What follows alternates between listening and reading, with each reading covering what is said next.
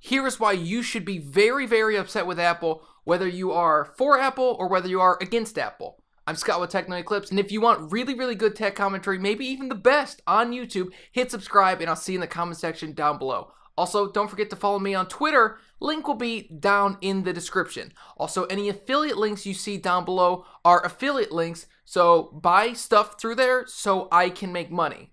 Pretty simple, right? Alright, so why should you be mad at Apple, whether you like Apple or whether you hate Apple? I am somebody who likes to hate Apple. I love Apple. 99% of the time I love them, and then the other 50% of the time I hate them. Yeah, it's 149%, but who cares? But seriously, I do like Apple. I prefer Apple, but I also at the same time hate Apple, and I hate everything that they do. And here's why everybody should be upset with them.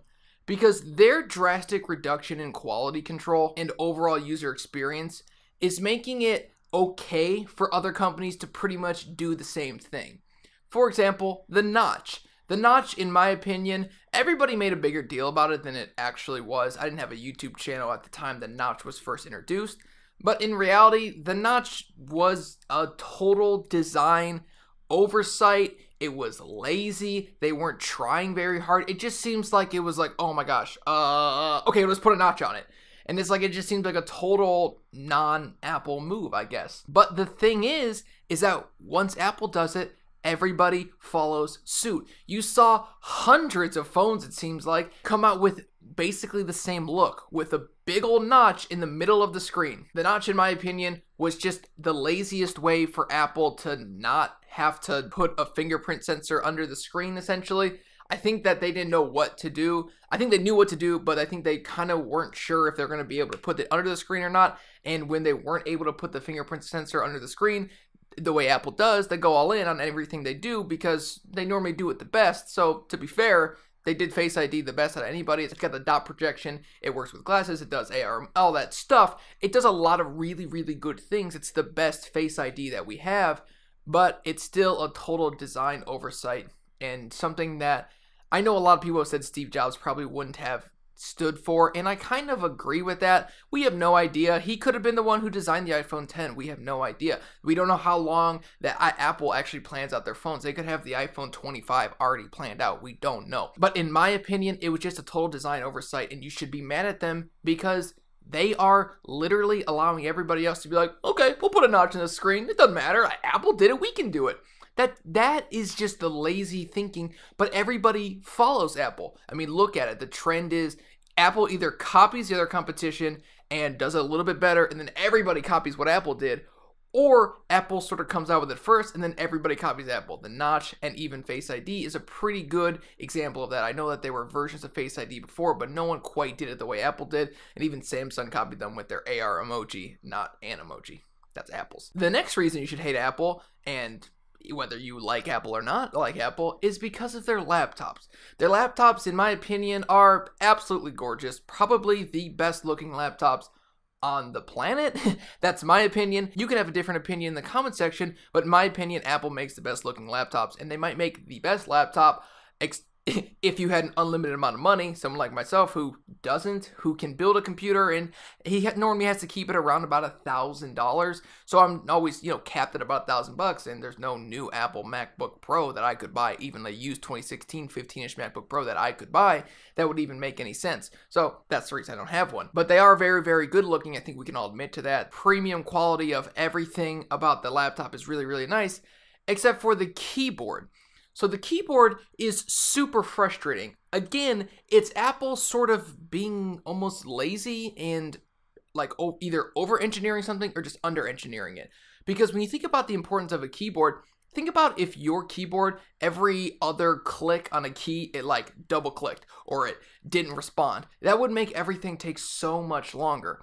And you should hate Apple for this, because it will allow other companies to either do the same thing where it's like, oh, well, Apple's keyboard doesn't really work that well. We'll make a super thin keyboard, and if it doesn't work that well, I guess we can get away with it because Apple did. Because Apple normally sets the standard for quality. That's how it is. And when they don't set the standard for quality, people will copy them. They'll still copy them, but they won't copy them the correct way because Apple's not doing it right. Take, for example, even the XPS 15, a beautiful laptop, a laptop I've actually featured on this channel before. Link will be down below.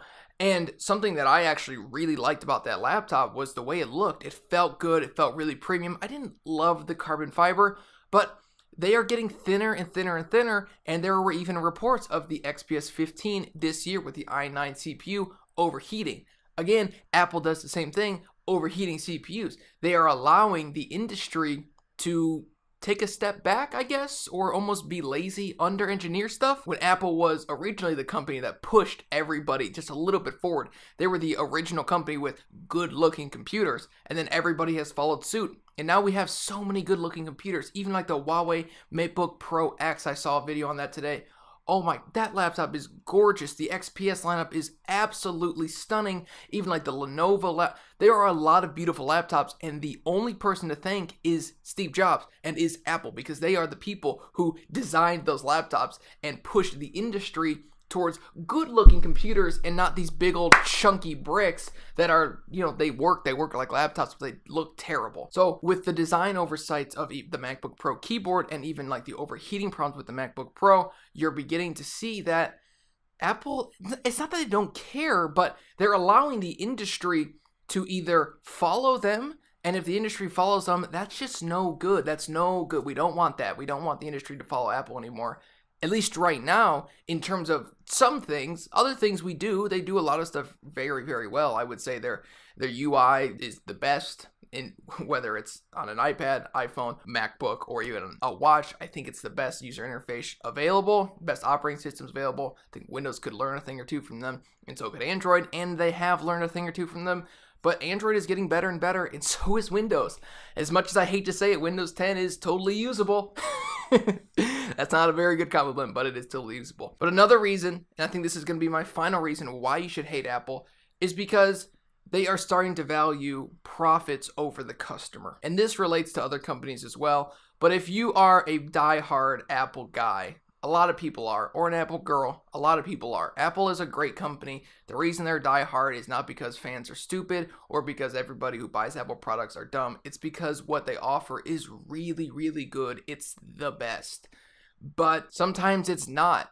And when it's not, it's no good. It's no good for the industry. When Apple starts to offer their best desktop iMac with only 7th gen chips, why would any other company feel the need to push to 9th gen and push to the 20 series from NVIDIA and push even further and further and further if Apple's just like, desktops, yeah, 7th gen is fine. You know what I mean? Like 7th gen is totally okay. Like, no. We can't have that. We can't have that for a society because if nobody's being pushed, nobody moves anywhere. So be upset at Apple. What they're doing now is frustrating. Their stock is dipping. They'll be fine. This isn't the end of Apple. It never will be. There will be a day when Apple dies, but it'll have to be over the lifetime, like 20, 30 years. I mean, these things don't happen overnight. They never do. But Apple is obviously struggling right now, and I think that maybe the stock dip will help them take a look at what they're doing. But you're allowed to hate Apple. Let me know the reasons you hate Apple. Don't tell me pricing. I don't care. Of course your stuff's expensive. It's Apple. It always is expensive. But what else do you not like? The design oversights, the laziness, the bent iPad Pros. I don't think it's a big deal, but how does that even get out of their factory? The 7th gen chips on an iMac in 2019. The lack of updating the Pro machines. The iPhones with these huge ugly notches, which is just a lazy design oversight. Like, what's going on over there? Let me know your guys' thoughts in the comment section down below. I'm Scott with Techno Eclipse. If you like the video, hit that subscribe button. The people who stay this long normally are the people who like the videos the most and are some of the people who have supported the channel the longest. I got some super exciting news that I'm working on currently. I might not be working on it when you're watching this video, but I'm working on it like now. I'm going to be introducing a forum for the community here pretty soon on my website.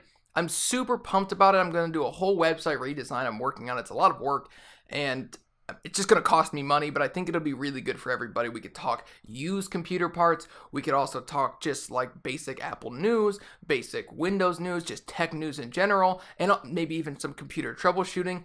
Let me know what you guys would actually like to see on that forum. It's going to be really cool.